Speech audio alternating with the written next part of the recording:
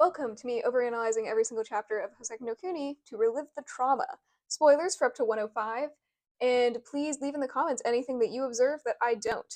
Now, I just rewatched the first one I did for this volume, and I realized that I forgot to point out the fact that on the cover, Antark has embroidered gloves, which I didn't even realize, like, was it. Oh, I'm sorry, that was loud.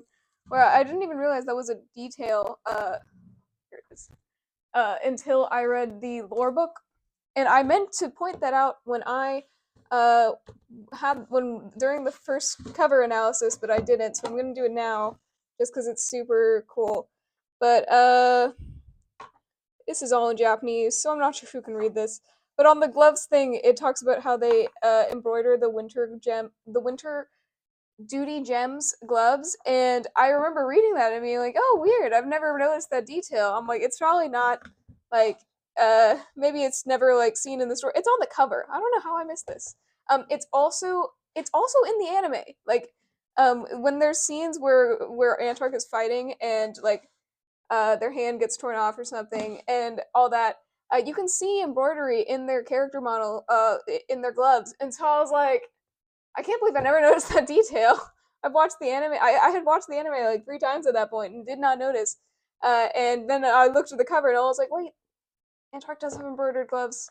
I'm sorry, that should have been in the first looking at the cover one, but I just can't believe I forgot to mention that in that video. Anyway, on to chapter 16, the ice flows. I find it interesting the evolution between the last page and this page, just because it really shows the like ice flows like more forming and stuff. And the sound is just there's more of this like the creak sound on this page. And if you're wondering what the Japanese onomatopoeia for cree is, it's gi, which is interesting. Uh, anyway, so here this one's mainly an action chapter, I guess. But here we go. Phos was just getting started. Um, it's interesting to see like the expression differences between Phos and Antark. Like, of course, it's just Ichikawa being really good at like communicating things without words, but like Phos's expressions are just so good. Like the surprise and somewhat like confused like face, and the completely blank background really sets it apart from uh like the greatest up here. It's just so good, like the art direction of like every single page in the manga. Um, yeah, and then yeah, okay, yeah. So it's more making sounds, and this is like it's so cool how this is mainly just me being like Ichikawa's art is fantastic, which it is, but like the shaking and then the cracking of like Foss's arms and legs are shown really well here. Like just how and again like it's really cool how Ichikawa incorporates like sound effects into the actual uh like panels, or like it feels like the sound effects are a part of it. Like if you for those who don't know Japanese, like this is like words, and it's very cool because I wouldn't have known that if the sound effects weren't right there. Or I might have not noticed that if they weren't in English next to it, and I'm like, oh yeah.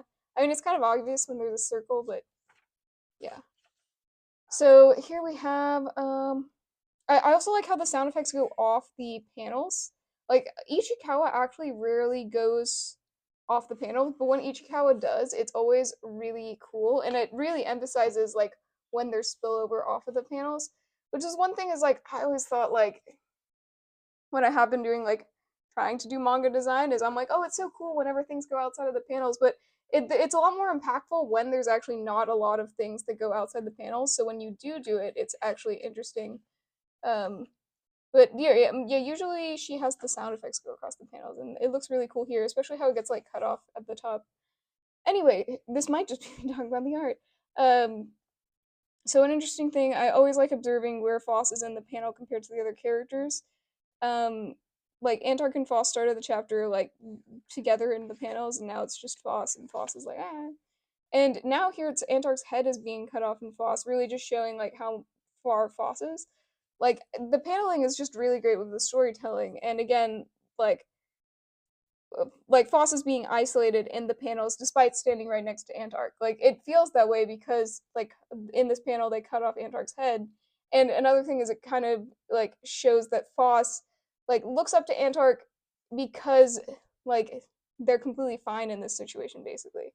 Like, and you see how Phos is like such a curiosity about it, and now Antark is like a human, you know. And you see here like Phos again is lower in this page, and then Antark is way high compared to Phos. So I just love how the again this is over analysis. I don't know if Ichikawa was thinking this deeply about her paneling, but it's just cool. Like Phos is all the way down here, Antark is all the way up here, and of course like that's Antark's also there in that one. But it's cool how like the paneling expresses that because you can always draw something like the other way to express it in a different thing. Even though Antark is really over there, by having the ice breaking go down this way, um, it gives the feeling of power of Antark. And just with them being ominous and then being all the way up here, and then Phos is down here, yeah. And like Antark is really made to stand out in like all these panels. And meanwhile, Phos is blends in more of the background because of their like gray hair and stuff. Like they're more white. They're more like despite because like they're more coherent with the background. Whereas since whenever Antark is doing something cool, Antark is just really stand out in the panel because it's a full black background. You know, like here too, here as well. But then over here, when the emphasis is more on Phos, it's a lot more gray. Um, and of course, Phos is like, I can't do that. Kind of just like another thing is what Antark talks about later is how it's good in the next page. But you know, Phos immediately is quick to say that they can't do anything, and this relates to people trying to give Phos a job. Like I'm sure Phos could have delivered Cinnabar's betting to Cinnabar that Ryūhyō asked them to do to give them some sort of a job, even though it's not like an actual role. But Phos always rejects it because they're like, I can't do that. I won't do that. And it's just interesting how like Phos believes that they can't do anything. Like that's part of their belief, even though it's really not entirely true. Like you know, we have Cinnabar and Antark who are lower hardness than Phos, and they've been able to find some role. I know Cinnabar's role isn't that good, but they've at least been able to do something that somewhat contributes to society. I mean, Antark does a lot, but like Phos technically can find something. Like it's just that Phos it's it kind of seems like Phos is too picky, or you know, they automatically assume they can't do anything. Maybe like because they've always been told that they're such a low hardness that they think even a mundane job they couldn't do, and that contributes to their job pickiness and stuff like that. Um, it is very kind of you to share this amazing job with me, and it kind of sees like this. I talked about this in the first video, but like Phos speaks so highly of all the other characters. Like it's so very kind of you to share this amazing job with me. Like Phos sees it as like them being gracious, and it really just shows how like low Phos sees it as like Phos sees it as a problem to even be shared like a job with. And like I love how like this could like this seems like Phos is just being really complimentive. Like same with like the other chapters where Phos praises the other gems. But what this is actually doing is it's showing that Phos views every other gem above themselves in a very unhealthy way because they're like, you're so amazing and all this stuff and all that stuff. But which is true, Antark is very amazing. But like, it's putting Phos down in a way that Phos sees them as like something that they can't be. Um, but I think I may not be quite ready for it. Like exactly like there, Phos doesn't see that as something they can do. They don't see like of course it is a hard job, but like Phos already wants to quit because they just don't feel like it's right or something like that, and they are constantly wanting to quit the jobs that they start just because again it's not what they expect. It's not something they want to do. Phos was like, I want to push myself, but it always goes back. That's why Phos is just such a relatable character because they're so inconsistent, or they're inconsistent with their words and actions a lot of the time. Because you know humans are like that. uh, and that's why Phos is a lot more relatable to a lot of people, just because they, you know, they say things, they do things that they don't mean, and the small things we get in their psyche like shows that. Whereas all the other characters sort of emphasize this difference in Phos because they have one role, they do their role. Phos is like, I don't want to do that, and it's kind of interesting how it relates. All I have are my legs, just my legs. So here, like, I find it interesting because Phos's legs are framed in this frame, and of course, and the text bubble is right next to Phos's legs, and of course, their face is completely covered because they're just looking at the jellyfish, sulking. But all I have are my legs, just my legs. Phos is saying that the only thing they have is something that's not even physically a part of them. Like, okay, it's physically a part of them now, but like Phos is their rock material, right? Like that's what they're named after. That's who they are. They're saying that their self it doesn't even matter. Like like it's so interesting how like these words like once you look deeper into them it shows you like how like bad Foss's mental health is, but it's not something that you get on a first read through. But all I have are my legs, just my legs. Foss is saying that like their new ability to run around and be a little bit higher hardness than they used to be, is much more valuable than their whole body. They don't even see their whole body as something that they have. They see it as just their legs are the only thing that's good about them. And it's the only thing about them that isn't them. That's just, it's so sad. Um, but that's why Foss like doesn't see any problem or doesn't say anything verbally uh about losing their limbs. Like, and the problem that causes is because they see it as improvements because they despise their physical makeup so much that they don't even see it as something worth valuing or something to salvage. They'd rather replace it with something else. It's kind of complicated because I don't think Foss like wants harm for themselves at all. Like we see that later in this chapter. It's something they desire, but it's something that it's a passive thing for them because um they didn't decide to lose their head, and they didn't have any. They didn't. There, no one consulted Faust whether it was okay to put Lapis' head. Once they woke up, they're like, oh, okay, this is fine. But like, there are a lot of things that like change about Faust that Faust didn't have complete control over. The arms Faust had more control over, but it's still not something they wanted. You know, at this temperature, I am not completely yet myself. Fire crushed by the ice floors. Are you sure you're just putting me, not just putting me in danger? Oh, well, since I all do so be to pieces. Anyway, um, it's kind of interesting, like this conversation with Antark and Foss, because it shows that like we're not very hard if you take we're not very hard if you take our courage away from us. We have nothing left. I can only do the things that I can do because you only try the things that you can do. But if I can do it, I do my very best, and you'll never be able to do anything else. So, like, this conversation is just so loaded. Also, I find it interesting that like the layout of the page, it's alternating between like Antark and Cinnabar because they're having a Cinnabar, Antark, and Foss because they're having a conversation.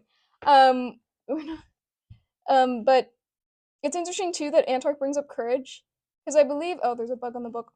Why do I have bugs in my room? Anyway, um, there is what was I saying? Sorry, the bug took all my memories with me, with them, and just completely left. But courage. Antark says courage that they need courage. If they take the courage away from them, and there's something else. I believe later, like Foss uses this. Foss says that they need more courage, and what happens is they end up starting a rebellion casually. But it's kind of interesting about how these like good things are twisted into Foss a little bit because it's like Foss is like I need courage, and their courage is to find more truth. And I like the story's so good because it's so gray. Because like the ending can be interpreted that Foss has it better. I was talking to people earlier. I was like, does Foss have it better? Because they found contentness. The other characters didn't find contentness, but like um they're all alone, so it's kind of sucks. But like it's the fact that the story can be interpreted in so many ways that it's very gray, that makes it very hard to see like what it is it's communicating. And that's why it's so good. That's why I love overanalyzing it. But anyway, this is just such a loaded conversation here, and it's just like one page, and that's what like it's just so good. But like I can only do the things that I can do. Like both of them are kind of saying things that kind of make sense. Like Foss is like I can only do the things that I can do. It's kind of like the Japanese phrase like shogunai or shikataganai. for those of you who don't know Japanese, you don't know Japanese, but that phrase means like, uh, don't worry about it because nothing can be done. That's not the direct translation. That's just what I remember that that's what it means. Um, like shikataganai, like it's I can't do anything about it. It's like that's what that like phrase sort of means. It's like don't worry about it because nothing can be done, and that's kind of like what Phos is like saying right here is like I can only do the things I can do. Like saying like I'm not gonna worry about the things that I can't, because you were only try the things that you can do. Like Antark is saying that like Phos's mental capacity is saying that they can't do this, they can't do that. Um, Antark is saying that Phos, you can do things that you sometimes think you can't do, and that's why Antark is talking about courage. Uh, but if I can do it, I do it my very best. And so, like, the thing is that Phos doesn't believe in themselves a lot, and like in a thing, like not in the generic way, but it's like Phos doesn't believe they can do a lot of things, and so they're like, oh, I'll do what things I can do to my very best, but they have such low self confidence that they don't believe they can do anything, and I think that's what Antark is hitting at. And you'll never be able to do anything else. Like Antark is saying that like once you find something that you can do, you'll only do that thing because you don't believe that there's something else. And you know what? This could probably relate to Cinnabar a bit actually, because like if Cinnabar has the same mentality to Phos like here, um, Cinnabar believes they can't find another job and they believe that they're a nuisance to everyone else. They put themselves so below everyone else, even though they're very smart, they're very clever, and that's something that Phos recognizes. Uh, but Cinnabar, like, does the Night Watch, doesn't want to branch out and try something new because they're worried that they'll not they'll fail at the other thing. They're worried that they won't be able to do it. And so that's why they do the Night Watch. Like they'll do it the best that they can do, and then they'll stay doing it forever unless someone does something about it. I just love the themes of this story so much. How it relates to all these characters. Like Cinnabar isn't even in this book, I don't think, until the end when Phos does the whole. But um, like it's just crazy to me, like how it kind of relates. But anyway, that's kind of what I got out of this conversation. I really mean it. This conversation is loaded. Like no, it's not explained like who's right or who's wrong or something like that. But yeah, and another thing too is that like Antark is very harsh in a good way. Because Antark is pushing Phos to try something new. Antark is pushing Phos to do good. And that's exactly what Phos needed in this moment. This is exactly what Phos wanted, someone to push Phos forward. Um, and that's why Phos probably developed such a close connection with them, or, um, ready, set, go. And Phos is just such a playful personality, which is why we all liked them in the beginning. And that's something they keep throughout the whole story, actually. But, like, yeah. And then we have Phos, they're actually doing it. And the emphasis is on their legs here, right? Like, because they have the legs stomping on the ground, the legs stomping into the thing, making the things. And then as soon as they get to the arms, uh, nothing, And this like emphasizes their legs here because that's the part that Phos is like, oh cool, I have new legs now, which means I can actually do things. They get to the arms, Phos has to smash things with their arms, nothing. You almost had it. That's what Antark says. But Antark still believes that they can do it. And then here, Phos is slowly picking at the ice with their arms that aren't that strong, and then Antark is crushing things in the background, just showing the like difference between them. Uh, I think I can do this. So that's Phos. Like this is the first time Phos is like what Antark was saying before. This is the first time Phos is thinking that like they can actually do what Antark is telling them to do. And the fact that they say, I think I can do this here, implies that they didn't think they could do it before. Like, just what I was saying is they don't think highly of themselves. So, right here, Phos is actually starting to think somewhat highly of themselves, of like, I think I can do it. Um, are you okay? So, it's interesting with the ice flows, because Congo says later that the ice flows, like, magnify, like, whatever a person is feeling or something like that. Like it's kind of the ice flows are kind of the most sketchy part of the like story a little bit. Like I know Congo's brother has something to do with it. Maybe I need to read that again. If anyone has a better idea of the lore, please leave it in the comments. But like, um, are you okay? Like this, if that's the case, then Phos is saying this to themselves. Like, I think I can do this. Like, am I okay? Like, like with this change, I don't know, but that's kind of what I think is interpreted to do it. So then Phos calls for Antark. What's up? I can't do it anymore. So it's interesting, like, I think I can do this, I can't do it anymore. Like, Phos is just really fast to not do it, but also because they heard the ice flows and they're like, I don't know if I can do that. More of your winding. The ice flows talked. Yes, they do that. According to Sensei, the ice flows are minerals just like we are, so we can hear faint whispers from them. To be more precise, they produce sounds that only resemble words. We can't make out what they're saying. So it's interesting that Phos can make out what they're saying. Now, this is either because it's uh it's because Phos was probably like eaten by Ventricosis, and that I believe that's like the main reason why it's explained why Phos can understand like all these other things. It also is probably like I don't know. It might be like Congo's brother too, because Congo's brother took credit for that, didn't he? Um, and so maybe he's specifically targeting and talking to Phos. I don't know.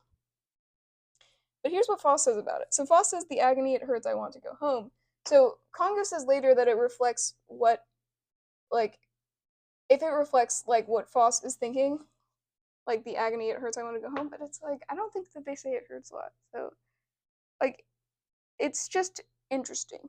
But I think the I want to go home part is definitely related to Phos being like, I can't do this. Like, I guess it might be the fact of like they don't want to hurt the ice floes if they can hear them. I don't know.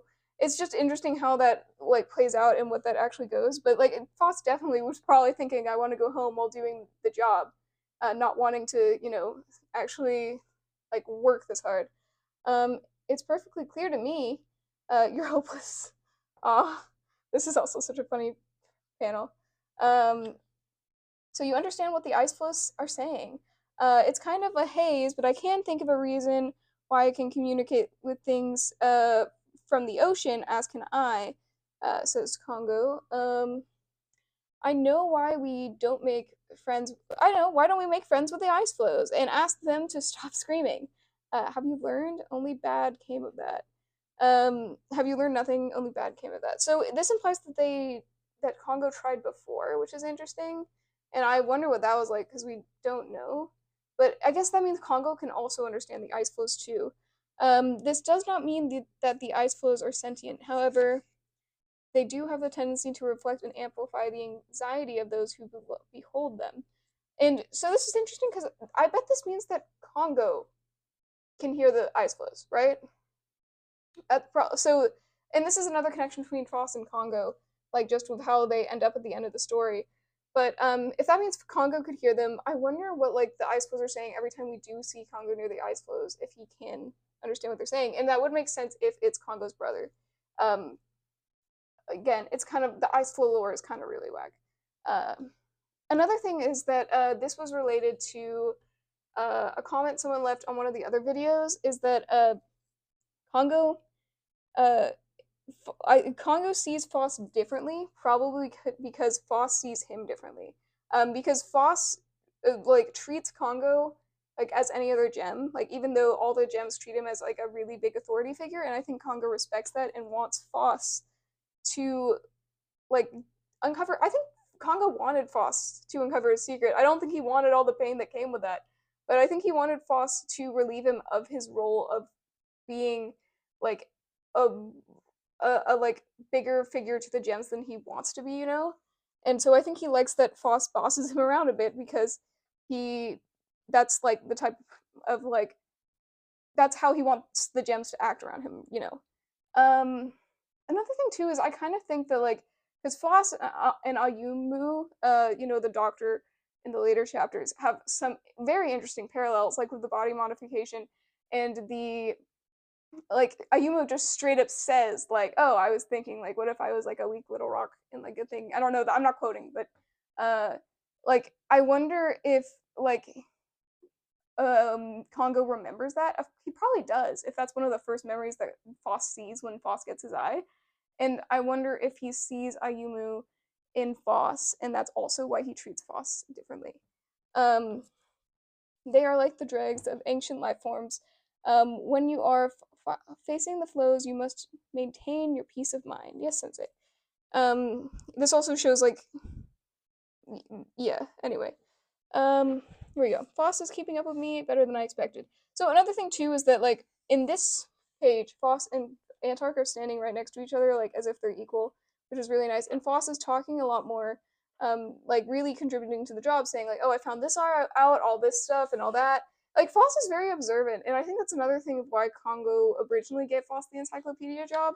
And I think that's people do value like Phos's observancy, like with like them wanting to tell Phos about like what the Lunarians saw, but Phos is uninterested in things like that. They do have a tendency to reflect. Yeah, yeah. So we went over all that. But you see now, like they're together. Look at the cute little baby child boss. Um, and now Antark is saying like what they're saying, and again, like Phos feels more a part of this. Like the trio here is like very sweet. Is that so? I know it's more than I can hope for. This is also such a bad line. Like Phos's facial expression here. I know it's more than I can hope for, and then it's just, but I can't help wishing that those arms would have the strength to match Phos's legs, and that was kind of like what we saw at the beginning, where like their legs are so powerful, they get to the arms, it's nothing. And then we just get a shot of Phos's arm, and again, not Karen, Antark is smashing stuff in the background. Um, and then we get a shot in like the same place where the arm was. It's now been replaced with a blade. And Phos is like, to match my legs. Just, and like, again, I love how it's just so implied in all of Ichikawa's stuff. Like, Phos is just looking at it, looking at their arm, looking at the blade, and just staring. And then, but Phos doesn't do it. Like, it shows that Phos is tempted to take it into their own hands, but they still know that it's, like, not okay. Like, Gas, no, how can you be so stupid? Ryūhyō already told you there's nothing to replace them with. Like, but it kind of just shows, like, if there was something to replace them with, would Phos have done it? Like, Phos has no care for their physical being. They don't care about the original material that made them up, and that's really sad. But like, but it shows here that like Phos might have done it if there was a material to replace them with, which is something that I'm kind of going back on this because when I was talking about this scene before to a friend, I said that it showed that Phos, even though Phos like thought about it, wanted to do it, they didn't because they still have some semblance of care for their physical well-being. But I guess maybe they don't because the reason why Phos doesn't do it is because they're like there's nothing to replace them with. If there was something, would Phos have done it? I don't know, but all I know is that Phos didn't choose this. Phos didn't choose to get their arms chopped off, despite how it looks that way. Like, this story does make it very clear that Phos didn't choose to fall here. Well, okay, we're not there yet, but but you can get stronger. Like, now this is like another reason. Like, even though Phos just gave a logical reason to not do it, the ice flows are saying otherwise, and this is also showing what Phos is thinking if what Congo said is right. But you can get stronger. It's sure to work. Um, we'll bite them off for you. Like, if this is Phos's thoughts being amplified, then it's probably Phos being like, oh, I can stick my hand in there and make it look like an accident. Oh, anyway, your legs are better now. You won't get any worse. Someone knows how to fix them. Someone knows how to fix them. Saying that, like, Phos has been saved by everyone, like, in most of the story. And, of course, like, that someone is probably Ryūhyō. Someone. It's actually Antark, like, in this one, but, like Phos has always been saved by things. Uh, you must have courage. Again, this is what Antark said. This is like Antark's words are being twisted into something that is not what Antark meant. And like Phos is thinking courage to change things, not courage to uh, contribute to society in a way that like they want to. You must change. Again, like Phos, when Phos thinks courage, Phos thinks change.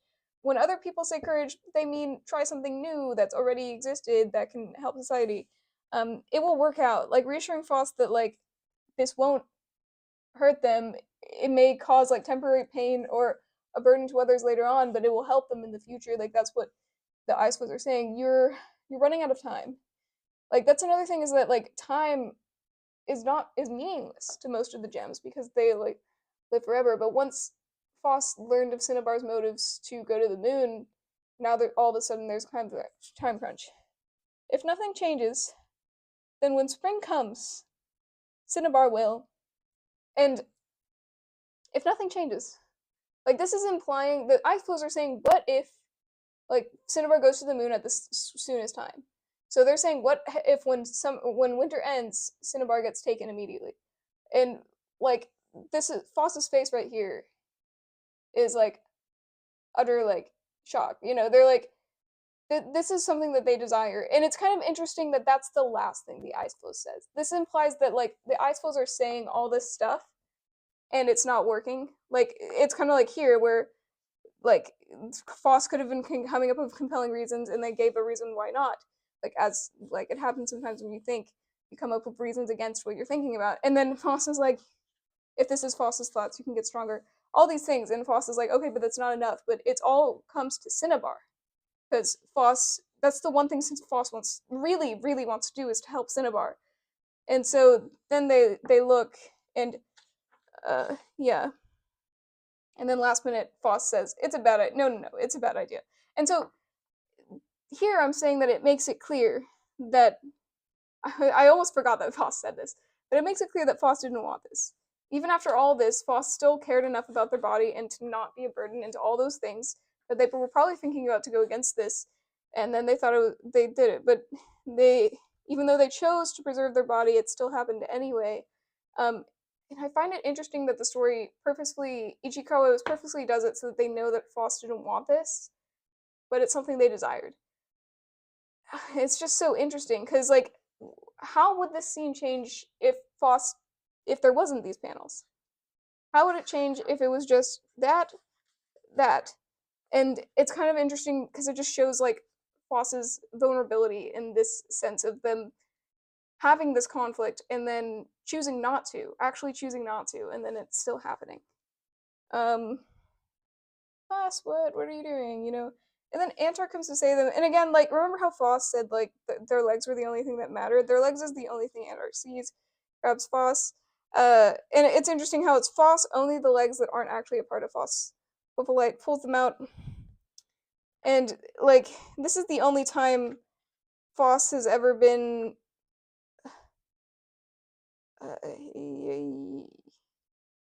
Yeah, this is the only time Phos has ever been above, in the frame, with Antark.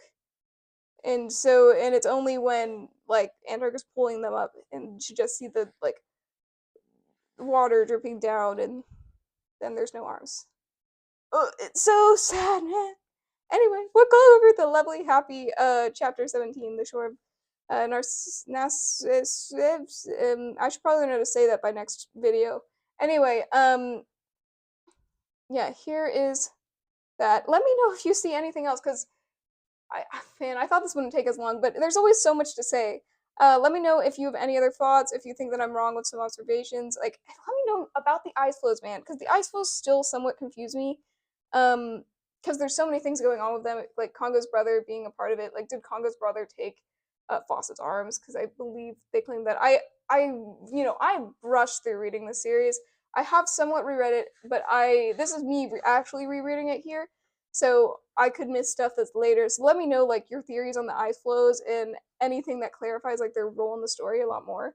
But yeah, we'll leave off with this lovely image of complete happiness, and yeah, I'll see you in the next video. Bye. Thank you for watching all this way.